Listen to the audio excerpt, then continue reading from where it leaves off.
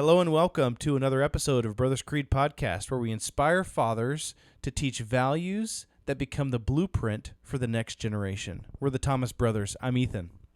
And I'm Jared. And today on the episode, we're going to be talking about the attribute of civility. I think that in many ways, society has lost the art of being civil. All you have to do is just jump on Twitter for about 5 minutes and you'll see somebody fighting. And so I think this is a critical virtue that is important to instill within our children and also to model in our lives. And so we're going to talk about this one today, share some stories, and then how, like we typically do, how we can model this for our children, how we can provide opportunities for them to be civil and learn civility. And then we'll end with some of our favorite quotes about civility. So without further ado, let's go ahead and jump in. All right, let's do it. Do not go gentle into that good night.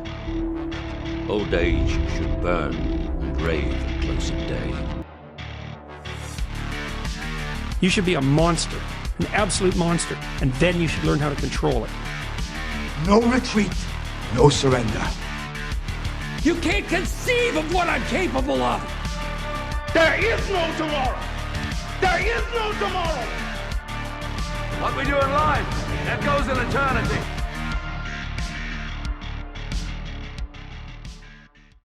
All right, civility. This one's kind of interesting. As I was going through and do my research on this one, it was actually kind of interesting because I really was getting kind of tolerance vibes a little bit. Remember the episode we did on tolerance? Yeah.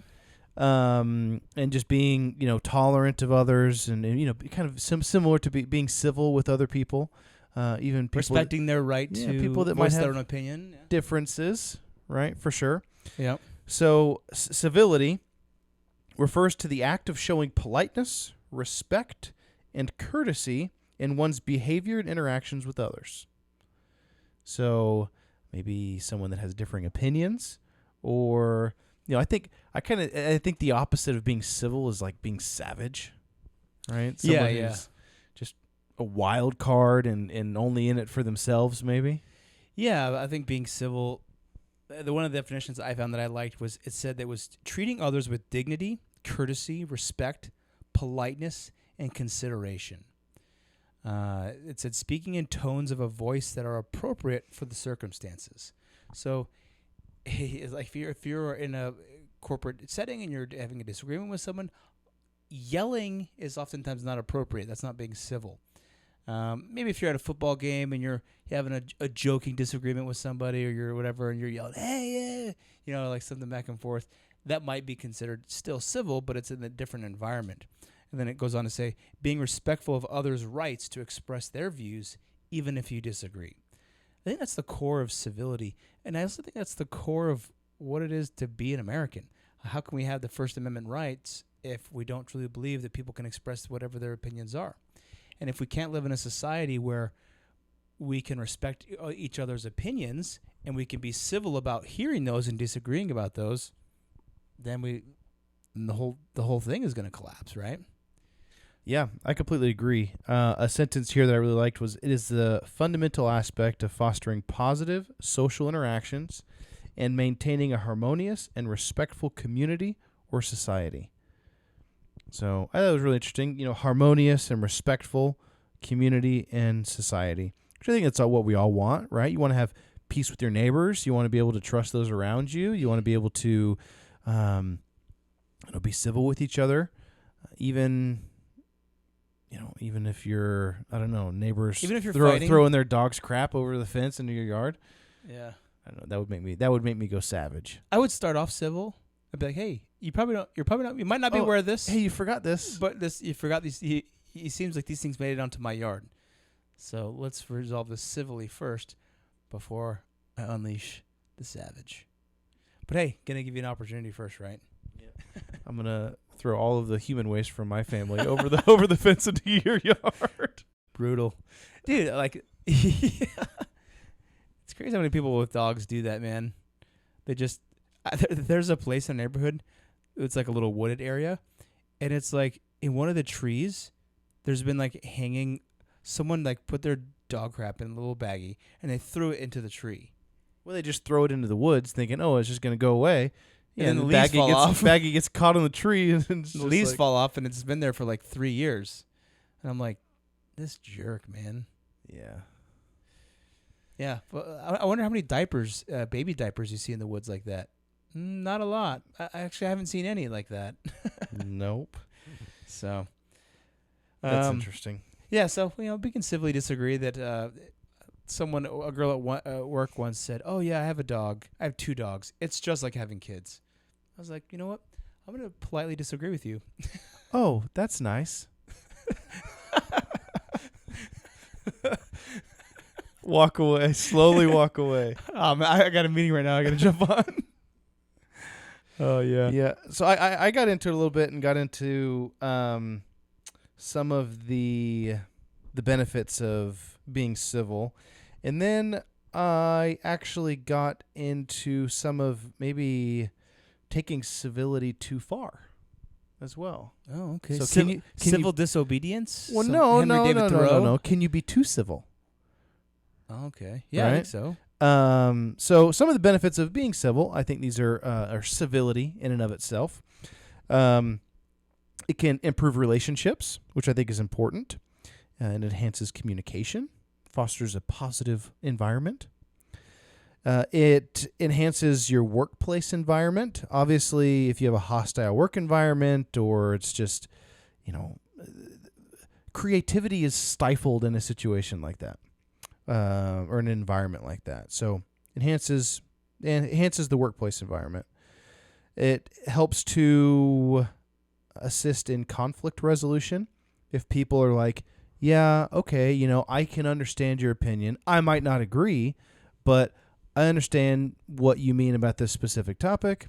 Not my cup of tea, but, I believe this and this and this. And if the other person can say, that's interesting. I don't quite believe that, but interesting. Okay, shake hands, move on. Yep. Next is positive mental health. I think it can make people feel it's kind of, positivity in the air. It makes it so people don't feel like they're being, verbally assaulted, or people just like to feel good. It can, this one was an interesting one, elevate your reputation. If someone is constantly, oh man, that guy's a jerk, he's so argumentative all the time. He's always got to be right. He's always got to be, correcting people or in your face, or he's so hostile all the time. That's completely different than somebody who's very civil. Be like, man, he's a great guy. I might not think the same as him, but he's awesome. He's awesome to talk to. He's great to be around. He's just very civil. So I think it can elevate your reputation. And then we had mentioned this before, but just social harmony. It just makes everything better, right? You don't have people speeding through the neighborhood, getting out trying to fight you, and they're driving 60 miles an hour through the neighborhood. Yeah, we talked about that last episode. Yeah. Yeah, I mean, I think it's like if we don't live in a civil society, then we live in like an animalistic society, right? And it's like, oh, you've wronged me in any way. Before I try to understand what you're coming from, I'm gonna just slaughter your whole family, or your whole tribe, or whatever. And that has happened. There've been civilizations that have gone back and forth like that, where they don't have diplomats, where they don't have any civility involved with anything. And so, in fact, I think that in some ways they've tried to civilize war, right? With the Geneva Convention, and you can't do this, you can't shoot someone with that, and you can't do this, you can't use mustard gas, but yet we can use it on American citizens when we pump it into the Waco facility. Yeah, seriously. Or when you're shooting it at that's tear gas. Yeah. Was they shooting it at rioters? Yeah, or exactly. protesters? Yeah. But I found a cool story about this, and it's exactly what you were talking about, is like this level of civility when we can disagree. When people that disagree heavily come together and they can overcome that. This is a story I hadn't really heard before. In the early 1960s, during the height of the civil rights movement in the United States, there was a guy named C.P. Ellis, and there was a gal named Ann Atwater. and they found themselves in opposing sides of the battle of school desegregation in Durham, North Carolina. And C.P. Ellis was the exalted Cyclops of the local Ku Klux Klan chapter. So I don't know what The exalted Cyclops, huh? I don't know what Okay. what the actual like tiers. I thought there was a Grand Master. I don't know. I don't know. I don't agree with practices, but I mean that's kind of Exalted that's Cyclops. kind of a cool nomenclature. But okay. Imagine how those guys came up with the titles. You know, it's like, how about Exalted Cyclops? It was like, it's actually pretty good. yeah. I want Let's that do one. that. So anyway, so Ann Atwater was a very passionate African American lady. She was a civil rights activist, and the tensions were very high between these two in the community, and they were very divided. And in an unexpected turn of events, there was determined that they wanted to have organize a charrette, which is kind of like a coming together and disputing things, or kind of hearing each other out. So it was facilitated by a guy named Bill Riddick, not related to the Chronicles of Riddick guy, and in the community where they basically wanted to resolve the conflict. So C.P. Ellis, who was the Grand Cyclops, came together with this civil rights activist, Ann Atwater, and who was they were to co-chair the meeting, and it kind of forced them both on the same ground. And despite their initial animosity towards each other, with just like my organization represents this and hers represents this, they actually gradually became they saw each other as human beings and individuals, as opposed to just the enemy, right? And they found shared concerns about poverty, about the struggles faced by the working class families, and then over the course of that event, the charrette, their animosity transformed into mutual respect. So actually, later in his life, C.P. Ellis eventually renounced his Klan membership, which I assume he also renounced his title of Exalted Cyclops. That was probably harder to give up. Eventually, he gave up being a Klan member, and him and this Ann Atwater became a good. They kind of had this relationship over their lifetimes, promoting racial harmony. There's actually a book written about it called "The Best of Enemies" by Osha Gray Davidson. So it's a powerful testament of how civility and having that and being open-minded, even just being able to have an open civil discussion with someone can really change someone's mind. And so I like the theme of that story. Maybe some of the details were invented there, especially the Hallucinated by ChatGPT. Yeah, but the gist of the story is confirmed, and so I liked that aspect of it. And yeah, I thought that was a cool example. Yeah, I think that's awesome. One of the examples that I thought of immediately when I thought of civility was a wartime story that we've actually talked about on the podcast several years ago. I think you shared this during a Christmas episode. Oh. And this is the Christmas truce of 1914. So in World War I in the trenches. during World War I. So this occurred on the Western Front in 1914 during World War I, where the soldiers from the German and the Allied forces were in trenches that were across from each other. They had been exchanging fire and fighting pretty heavily leading up to Christmas.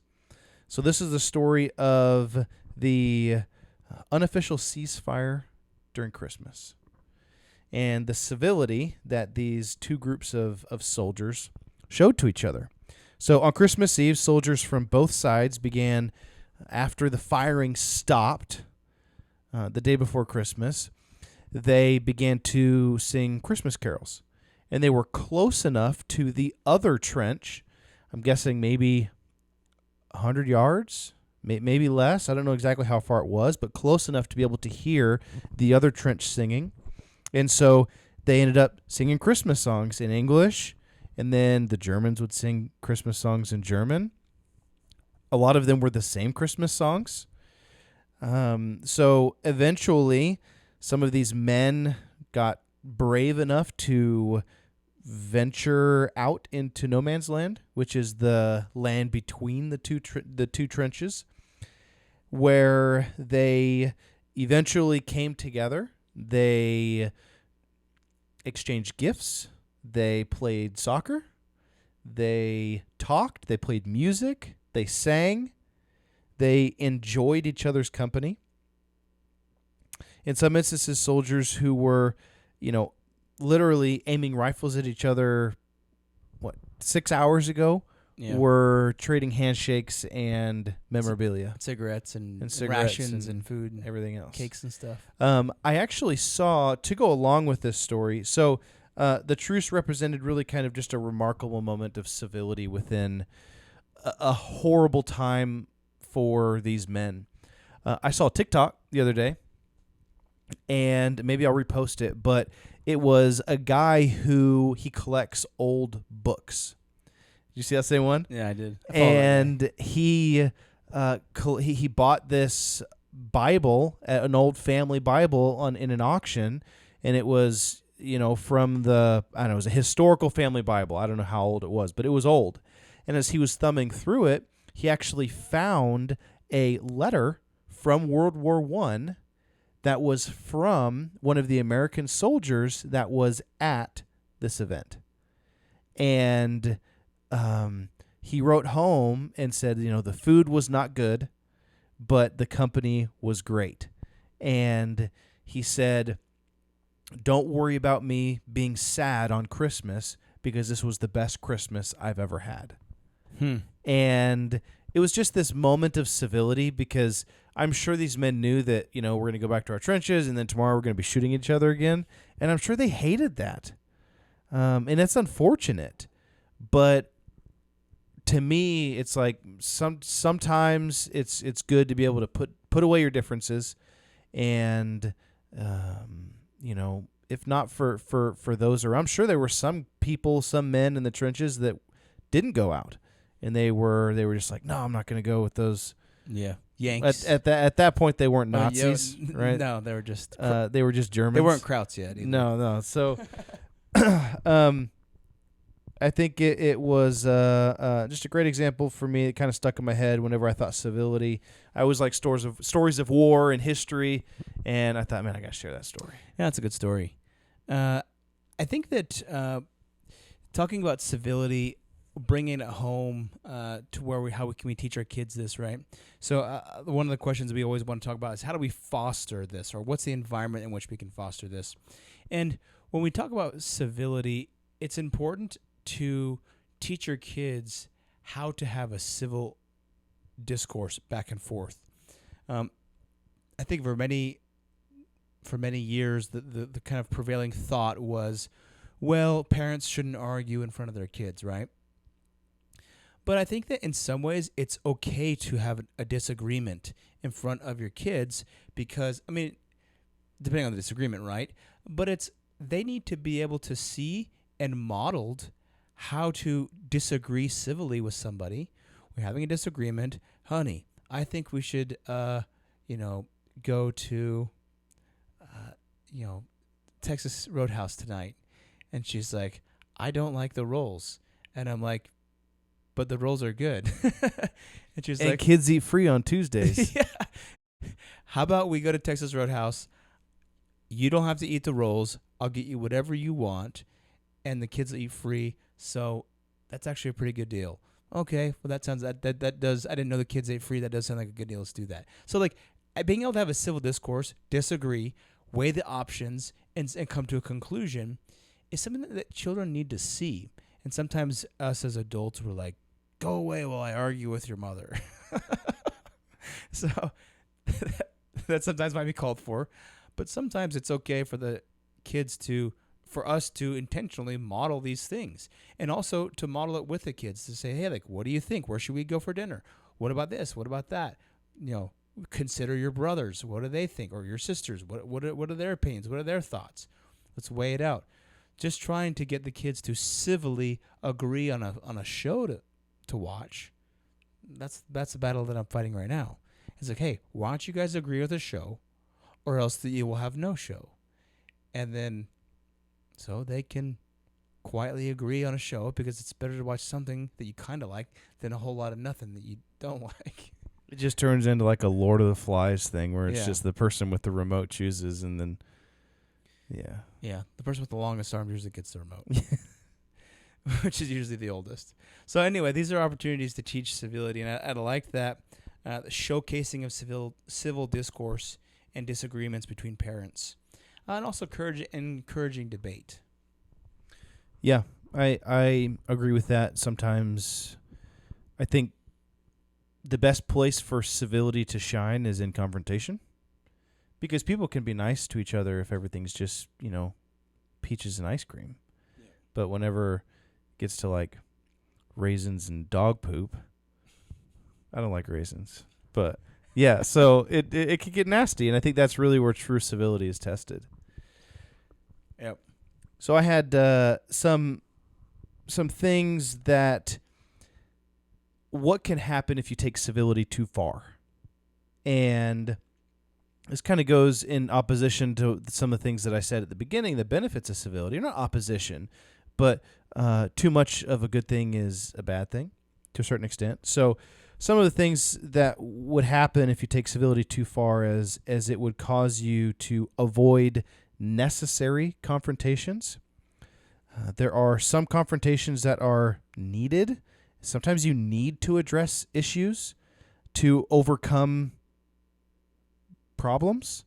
Brushing everything under the rug all the time is not always the answer, especially if it's like your wife or your loved one or something like that someone you're going to see every single day for the rest of your life. Sometimes being civil and just, whatever, that leads to, eventually serving papers. Sometimes you need to sit down.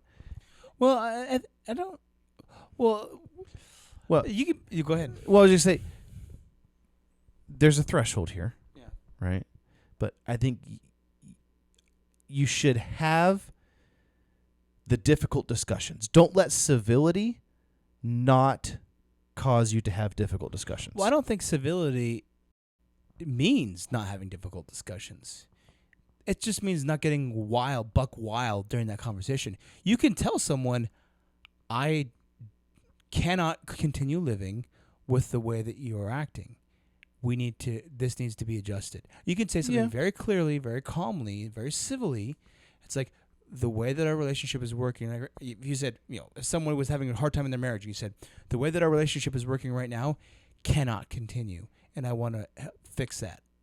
That is very straightforward. It's very pointed, but it's said in a civil way. Yeah, I do agree that there is a civil way to address confrontation. Yeah. I think maybe leading into like the marriage, maybe that's too close of a relationship. I don't know. I think that there's a possibility of someone trying to be too civil, and it just leads to them just not talking about stuff. Yeah. I think that maybe that's like, or brushing stuff under the rug, maybe. Yeah, I think that that's likely maybe just, I don't know if that would be civility. Maybe that would be like a different attribute of just like letting things fester. But like the civility of things, like I wouldn't say that necessarily hinders you bringing anything up. It's how you do it, right? So you're either civil about it or you're savage about it. That's the way that you approach the conversation. Now, whether you approach the conversation or not, I feel like that's a different attribute altogether. Yeah, I mean, I think it's all related. I think somebody can try to be, you think of like some of these, I think like in the Victorian era, right? Mm-hmm. You think of these Victorian women, right? They go to these big balls and stuff, and then they're like, oh, they're trying to be so proper and so civil and everything else, but really they're just backstabbing, conniving, want to kill each other. But they're trying to show that, oh, I'm proper and I'm civil and I'm whatever else. And I guess that's kind of how I felt of it is civility can be a mask for, and that's why I said it kind of felt like it related to tolerance a lot. Okay. Well, yeah, I can understand how that you might have that interpretation. The way that I view civility is just like an approach. So The delivery. the delivery of whatever message you're giving. So if you're masking and you're trying to hide who you really are, I think that's kind of being disingenuous or whatever. But I personally wouldn't catalog that as like civility. I would say that's you got a whole different set of issues going on, but you're being polite about it and you're being like nice on the surface, even though you're a dog on the inside. But I think that the way that I think about civility, and maybe it going too far, is if someone is gonna like, if someone in the middle of the night comes to my house and they starts pounding on the door and they're saying, and they start pounding on the door, pounding on the door. I come down at like 3 a.m. I'm like, put my Glock right at the people, and I say, well, who is it? Can I help you or whatever? And they're like, oh, I need help.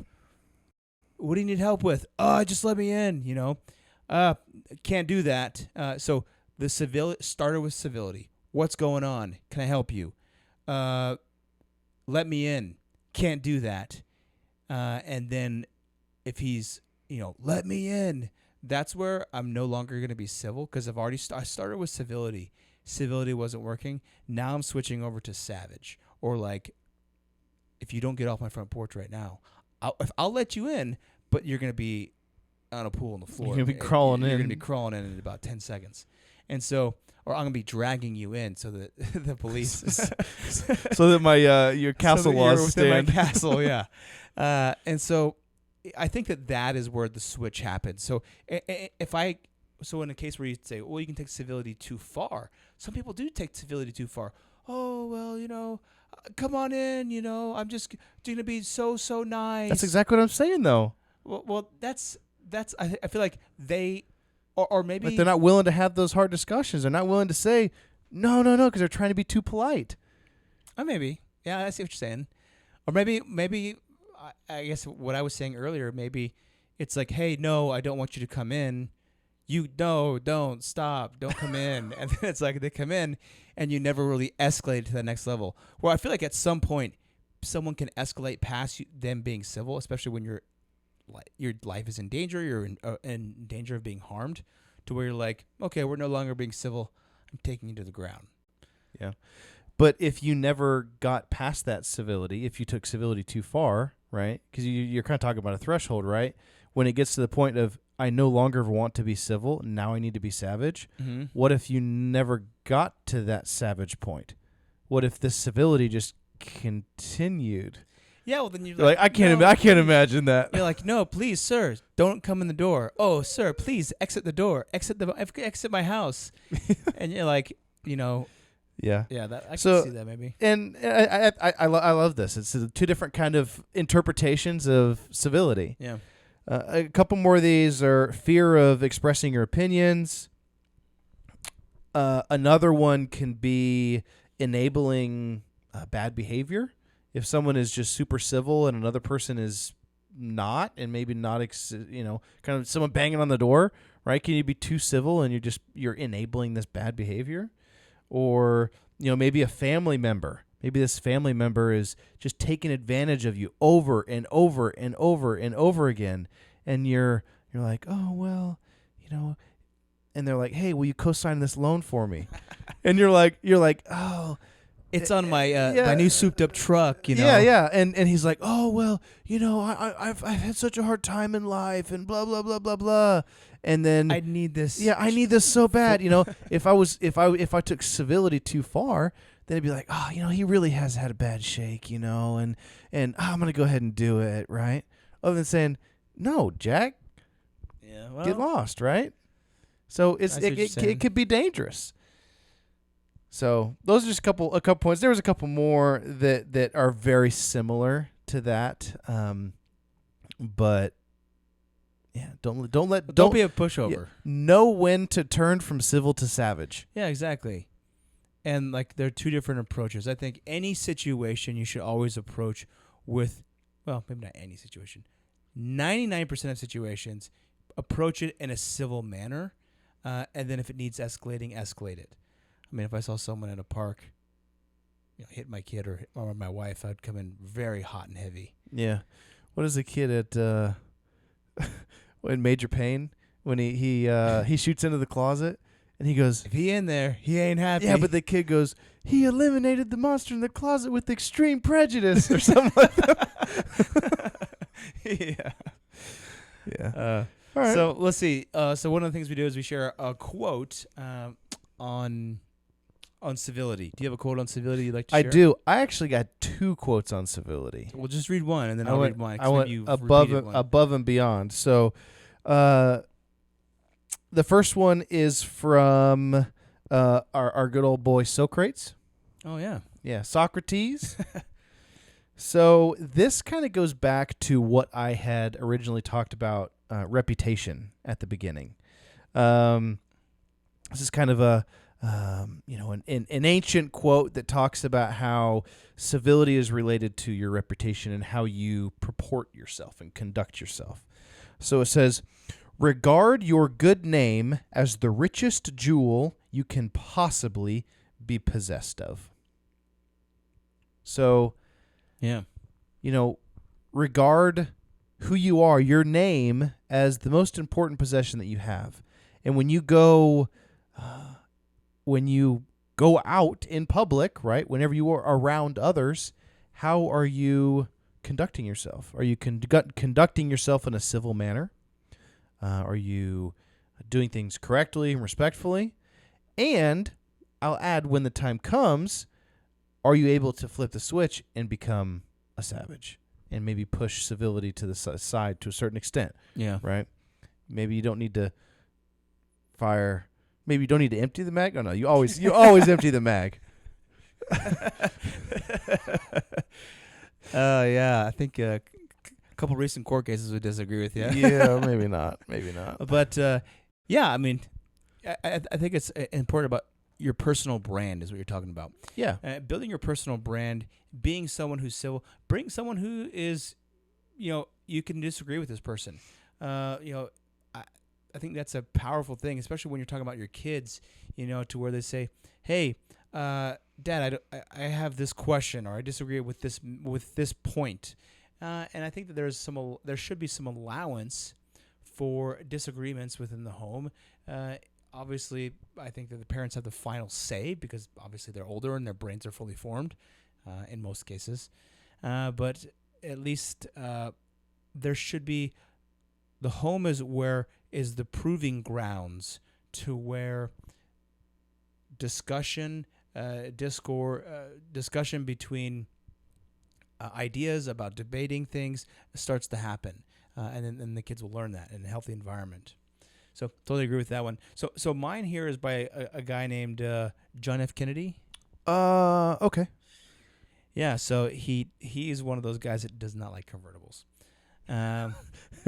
Too soon. I think I can understand. Too soon. So he said, and if you think about it, he was in a very, very stressful time in the world.